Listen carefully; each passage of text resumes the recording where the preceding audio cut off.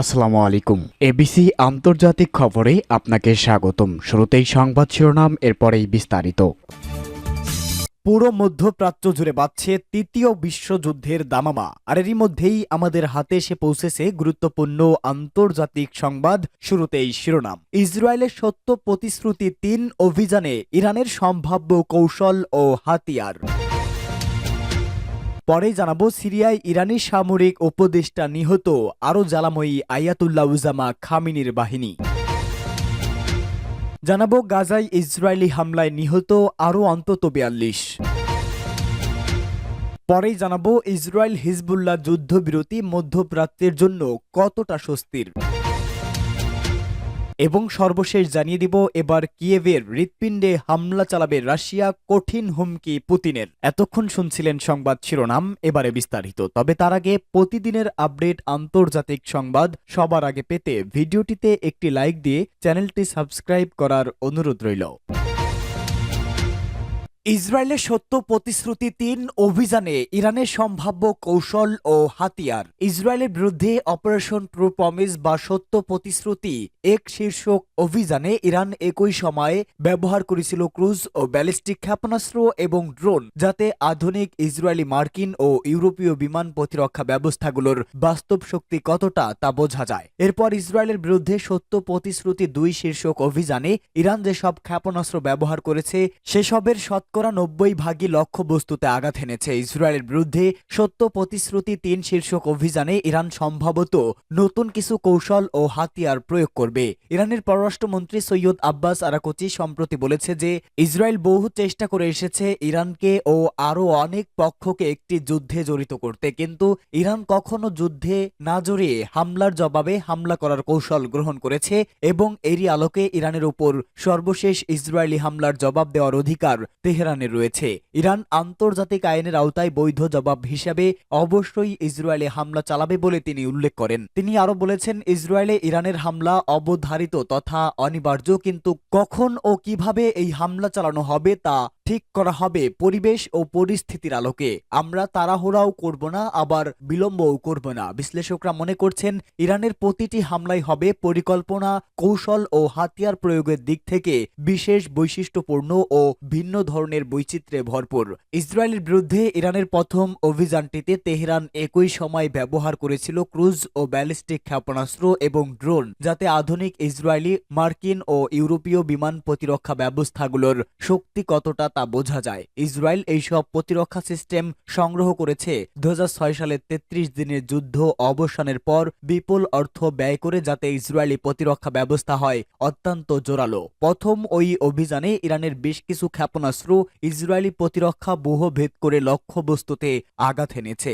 ইসরায়েলের বিরুদ্ধে দ্বিতীয় অভিযানে ইরান কেবল উন্নত মানের ব্যালিস্টিক ক্ষেপণাস্ত্রই ব্যবহার করেছে। সব ক্ষেপণাস্ত্রের মধ্যে ছিল হাইপারসোনিক ফাতা ও ফলাফল ছিল অত্যন্ত বিস্ময়করভাবে সফল। পরিসংখ্যানে দেখা গেছে, ইরানের নিক্ষেপ করা ২০০টি ক্ষেপণাস্ত্রের মধ্যে ১৮০টি ক্ষেপণাস্ত্র অধিকৃত ফিলিস্তিনে তথা ইসরায়েলের সুনির্দিষ্ট লক্ষ্যবস্তুতে আঘাত হানে অত্যন্ত নিখুঁতভাবে। ফলে ইসরায়েলের আরও ক্ষেপণাস্ত্র প্রতিরক্ষা ব্যবহার অকার্যকারিতা স্পষ্ট হয়ে গেছে। এই অবস্থায় ইসরায়েল থার্ড নামক আকাশ প্রতিরক্ষা ব্যবস্থা মোতায়েন করেছে। ইসরায়েলের বিরুদ্ধে সত্য প্রতিশ্রুতি ৩ শীর্ষক অভিযানে ইরান হয়তো ইসরায়েলের গুরুত্বপূর্ণ নানা অবকাঠামো ও অর্থনৈতিক কেন্দ্রে হামলা চালাবে, যেমন ইসরায়েলি শহরগুলোর নানা অবকাঠামো, গ্যাস ও তেল ক্ষেত্র, পানি সম্পদ কেন্দ্র। আর এসব হামলা ইসরায়েলের অর্থনীতির অপূরণীয় ক্ষতি করতে পারে। ইসরায়েলে ইরানের অতীত হামলাগুলো ছিল কেবল সামরিক লক্ষ্যগুলোতে কেন্দ্রভূত। ইরান অতীতে ইসরায়েলের বিরুদ্ধে কাদ্দর, ইমাদ ও ফাতার মতো ক্ষেপণাস্ত্রগুলো ব্যবহার করলেও খুররম শাহর ও সিজ্জিল এর মতো ক্ষেপণাস্ত্রগুলো ব্যবহার করেনি। এইসব ক্ষেপণাস্ত্রের পাল্লা ও ধ্বংসাত্মক ক্ষমতা অনেক বেশি, যা সম্ভাব্য ভবিষ্যৎ ইসরায়েলি হটকারিতার মোকাবেলায় ট্রাম্প কার্ড হতে পারে। এমনকি ইরান যদি ইসরায়েলের বিরুদ্ধে সত্য প্রতিশ্রুতি ২ শীর্ষক অভিযানের মতো অভিযানেরও পুনরাবৃত্তি করে কেবল লক্ষ্যবস্তু বা টার্গেটগুলোর তালিকায় পরিবর্তন আনে, তাহলেও ইসরায়েলের ক্ষয়ক্ষতির পরিমাণ হবে কয়েক গুণ। আসলে ইসরায়েলের বিরুদ্ধে সত্য প্রতিশ্রুতি ১ ও ২ শীর্ষক অভিযানগুলো গোটা অঞ্চলের নিরাপত্তার বিরুদ্ধে ইসরায়েলি হুমকির মোকাবেলায় ইরানের শক্তি প্রদর্শন নিদর্শনের মাধ্যম। ইসরায়েলি সম্ভাব্য নতুন ইরানি হামলার রূপরেখা অস্পষ্ট হলেও এটা স্পষ্ট যে এতে নতুন নতুন কৌশল ও হাতিয়ার ব্যবহার করা হবে, যাতে ইসরায়েলের উচ্চ পর্যায়ের হঠকারী মানসিকতার আসরতা বিশ্ববাসীর কাছে স্পষ্টভাবে তুলে ধরা যায়। সিরিয়ায় ইরানি সামরিক উপদেষ্টা নিহত।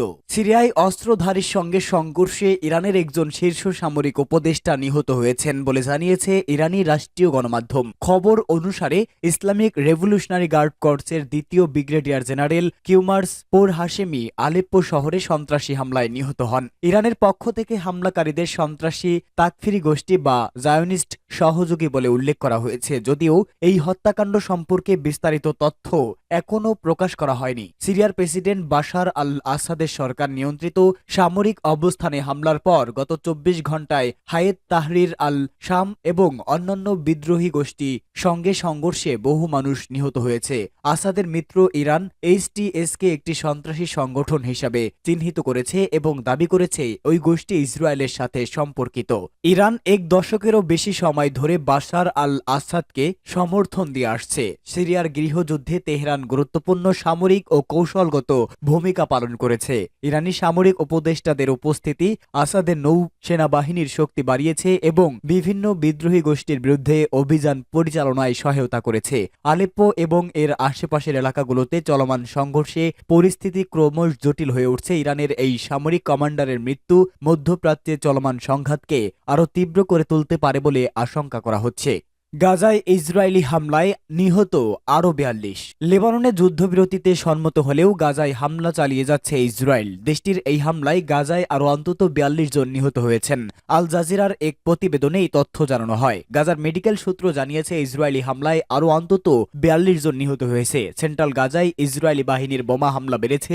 এছাড়া উত্তর ও দক্ষিণে আরও গভীরে ইসরায়েলি ট্যাঙ্ক অভিযান চালিয়ে যাচ্ছে। এ নিয়ে গাজায় ইসরায়েলি হামলায় নিহতের সংখ্যা বেড়ে দাঁড়িয়েছে 44,330 জনে। এছাড়া আহত হয়েছে আরও অন্তত 1,04,933 জন।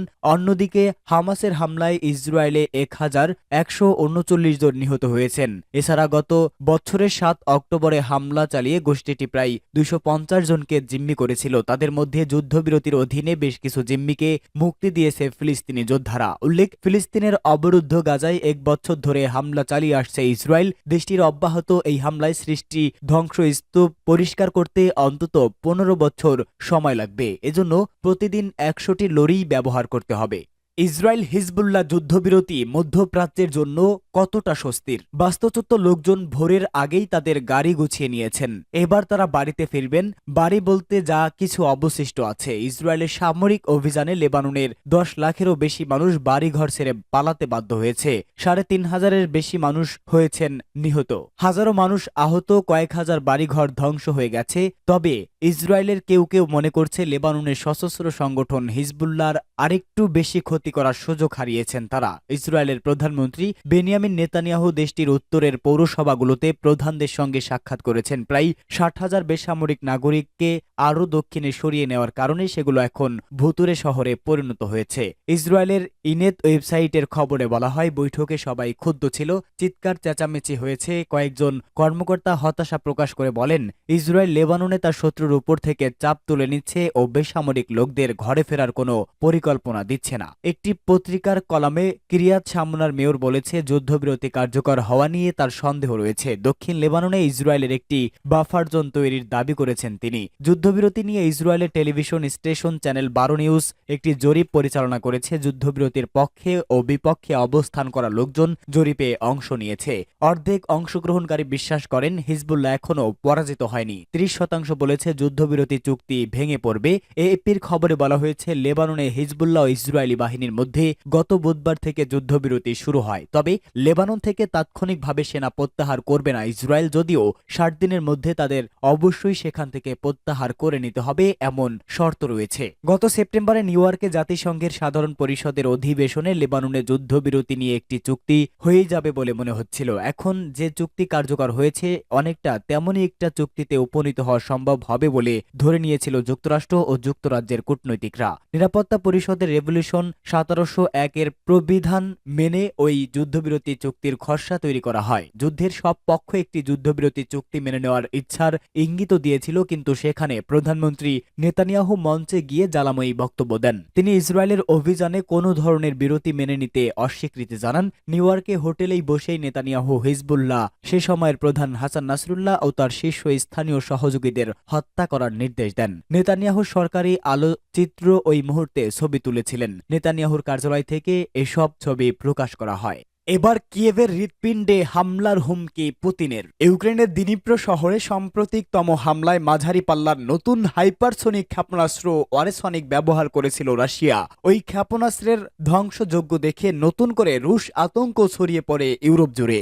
বিষয়টি আবারও মনে করিয়ে দেয় রাশিয়ার প্রেসিডেন্ট ভ্লাদিমির পুতিন বলেছে, এই ক্ষেপণাস্ত্র এবং ব্যালিস্টিক ক্ষেপণাস্ত্র দিয়ে এবার কিয়েভের হৃৎপিণ্ড অর্থাৎ সিদ্ধান্ত গ্রহণ কেন্দ্রে হামলা চালানো হবে। কাজাখস্তানের এক সংবাদ সম্মেলনে ইউক্রেনকে সতর্ক করে এই হুমকি দেন রুশ প্রেসিডেন্ট। খবর রাশিয়ার রাষ্ট্রীয় বার্তা সংস্থা RIA নোভোস্তির। পুতিন বলেন, ইউক্রেন যদি পরমাণু অস্ত্রের অধিকারী হতে পারে তাহলে মস্কো তা নিষ্পত্তিতে ধ্বংসের সমস্ত উপায় ব্যবহার করবে। তিনি আরো বলেন, আমরা সেই সুযোগ দেব না। সম্প্রতি মার্কিন ও ব্রিটিশ ক্ষেপণাস্ত্র ব্যবহার করে রাশিয়ায় হামলা চালায় ইউক্রেন। বিষয়টি উল্লেখ করে পুতিন বলেন, ইউক্রেনের হামলার ফলে রাশিয়ার যে ক্ষয়ক্ষতি হয়েছে তা ন্যূনতম ছিল। কিন্তু তিনি যোগ করেন, ইউক্রেনের পাওয়ার গ্রিড লক্ষ্য করে রাতভর মস্কো যে ক্ষেপণাস্ত্র এবং ড্রোন হামলা চালিয়েছে তা ছিল রাশিয়ার বিরুদ্ধে মার্কিন এবং যুক্তরাজ্যের অস্ত্র ব্যবহারের প্রতিক্রিয়া। এক্ষেত্রে পশ্চিমা দেশগুলো সরাসরি রাশিয়ার সাথে সংঘাতে জড়িয়ে পড়ার ঝুঁকিতে রয়েছে বলেও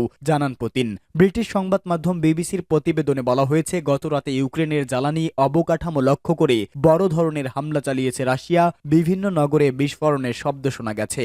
সামাজিক যোগাযোগ মাধ্যম ফেসবুকে দেওয়া এক পোস্টে ইউক্রেনের জ্বালানি মন্ত্রী হালুশচেঙ্কো লিখেছেন, ইউক্রেন জুড়ে ও জ্বালানি কেন্দ্রগুলো লক্ষ্য করে হামলা চালানো হয়। এতে বিদ্যুৎ বিভ্রাট দেখা দিয়েছে। জেলেনস্কি প্রশাসন বলেছে, সম্প্রতি দিনগুলোতে ইউক্রেনে 1500টির মতো বিমান হামলা চালিয়েছে রাশিয়া। দেশটির যত অঞ্চল আছে তার অর্ধেক জুড়ে আঘাত এনেছে এগুলো। এদিকে কিয়েভের আশঙ্কা, নতুন করে ইউক্রেনের রিভনে, ভিনিছিয়া এবং অন্যান্য শহরে রকেট হামলা চালাতে পারে রাশিয়া। যদিও এ বিষয়ে নিশ্চিত করে কিছুই জানায়নি কিয়েভ, তবে এসব আশঙ্কার মধ্যে পুতিনের হুমকিকে সহজভাবে নিতে পারছে না ইউক্রেন রাজনৈতিক বিশ্লেষকরা। তারা বলেছেন, দ্রুত সময়ের মধ্যে রাশিয়া আবারও ইউক্রেনে বড় ধরনের হামলা চালাবে।